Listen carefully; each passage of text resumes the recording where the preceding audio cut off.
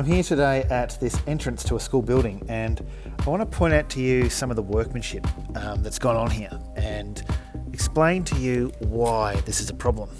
Now see how this is a discrete tactile ground surface indicator. This is what we call an individual dot.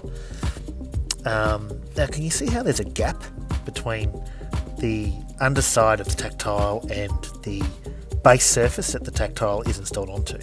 Now I want to show you, let's see what happens. See how things get caught, and leaves and dirt, a whole range of stuff, right?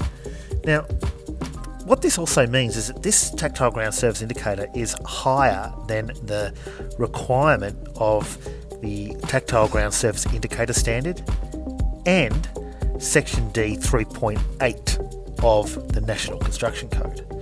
Now this tactile can only be between 4 and 5 millimeters high from the base surface to that of the top surface, which is 25 millimeters from here to here across. So when we start getting it like this, one, that's a tripping hazard, but two, it is non-conforming with the standard because this pad becomes inconsistent in its heights and becomes difficult for a blind or vision impaired person to read. So these tactiles that are installed like this is because the holes, there's a pin probably on the underside of this tactile indicator that is drilled into the ground, and the hole that the pin is inserted into is not deep enough, so these tactiles are sticking up. So this is just poor workmanship, and it's been done in a rush, obviously, because a professional installer would check for that.